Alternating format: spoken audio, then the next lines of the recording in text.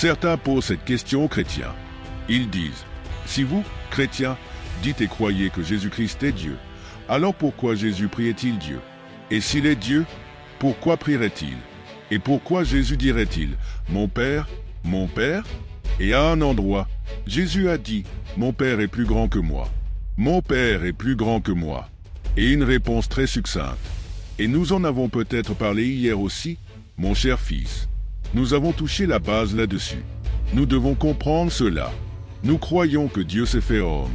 Et c'est là que certaines personnes attaquent le christianisme et disent, vous vous êtes surpris en train de dire que cet homme est Dieu. Non, nous ne disons pas que cet homme est devenu Dieu. Nous disons que Dieu est devenu homme parce que si un homme devient Dieu, alors c'est un blasphème. Oui, nous ne disons donc jamais que l'homme Jésus est devenu Dieu. C'est un blasphème. Nous disons que Dieu est devenu homme. Et si un être humain croit au Dieu Tout-Puissant, l'infini, l'autorité souveraine créateur de tout et de tout ce qui est visible et invisible, s'il dit que Dieu ne peut pas devenir homme, alors il a limité la souveraineté et l'autorité de Dieu. Il n'est donc plus Dieu.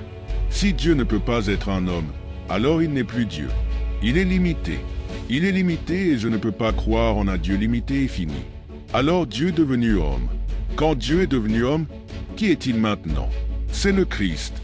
Le Christ est l'unité ou la personne qui unit la divinité et l'humanité. Le Christ est la personne qui unit la divinité et l'humanité. Maintenant, quand il est devenu homme, il a revêtu la nature humaine. Il est devenu un être humain comme tout le monde. Tout le monde, tout le monde, comme tout être humain. Cet être humain est le Fils parfait de l'homme. Cet être humain, Jésus, est le Fils parfait de l'homme. Il est comme tout être humain possédant un corps, une âme et un esprit. Corps humain, âme humaine, esprit humain. Et nous trouvons cela dans 1 Thessaloniciens 5:23. Saint Paul dit, tout être humain est composé d'un corps, d'une âme et d'un esprit. 1 Thessalonians 5:23. Ainsi Jésus l'homme avait le corps humain, avait l'âme humaine, l'esprit humain. Cet homme en lui habitait le divin, le Fils de Dieu, la deuxième personne. Dans la Sainte Trinité et le Dieu Trinité, la deuxième personne de la Sainte Trinité. Lorsque ce divin demeurait dans ce corps, que s'est-il passé? La divinité et l'humanité étaient unies. L'unité entre la divinité et l'humanité s'appelle le Christ. Pas Dieu, pas Jésus, Christ. Et pour le prouver, quand vous venez dans une église apostolique, catholique orthodoxe, quand vous recevez le corps et le sang, le prêtre, l'évêque, le patriarche, le pape dira toujours le corps du Christ, le sang du Christ. Ils ne peuvent pas dire le corps de Dieu ou le corps de Jésus. Ils ne peuvent parler que du corps du Christ.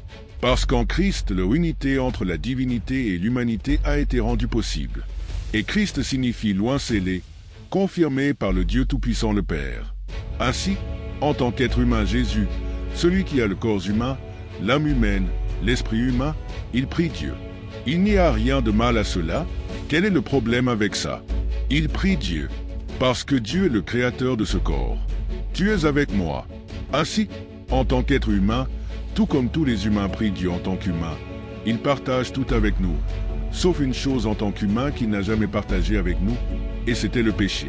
Mais pour tout le reste, il partage avec nous car il est exactement un être humain comme nous, mais sans le péché originel. Donc en tant qu'être humain, il priera Dieu comme nous, les humains, prions Dieu. Mon Père est plus grand que moi, ce qui signifie que le divin est plus grand que l'humain. C'est ce qu'il veut dire. Mon Père est le divin, plus grand que moi, le Fils de l'homme, le Jésus humain. Bien sûr, Dieu est plus grand que moi. Mais lorsqu'il s'agissait de faire et d'accomplir la volonté de Dieu, le côté humain a donné sa volonté à Dieu. Le Père parfaitement. Parfaitement. Il a fait tout ce que Dieu lui a ordonné de faire. Et il l'a accompli jusqu'à la dernière seconde en mourant sur la croix, en parfaite conformité avec la volonté de Dieu, avec le plan de Dieu, avec le souhait de Dieu. Alors le côté humain prie. Dieu ne prie jamais. Pourquoi prierait-il? Dieu ne mange pas. Qui mange? L'humain. Dieu ne peut pas pleurer. Qui a pleuré? L'humain. Dieu ne se fatigue jamais. Qui est fatigué? L'humain. Qui a ressenti la douleur? L'humain. Mais en tant que divin, le divin ne ressent rien. Personne ne peut nuire au divin. Oui, c'est donc le côté humain du Christ qui a prié Dieu, comme tout être humain. Alors, quand il était sur la croix, il dit, « Mon Père, mon Dieu, pourquoi m'as-tu abandonné? Quand il était sur la croix, qui a crié et dit, mon Dieu, pourquoi m'as-tu abandonné?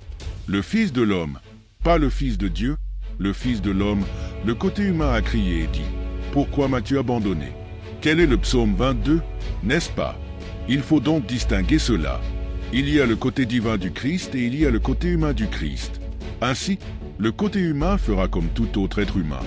Il a besoin de manger, il a besoin de boire, il a besoin de dormir, il pleure, il ressent la douleur, il a besoin de prier, il a besoin de jeûner.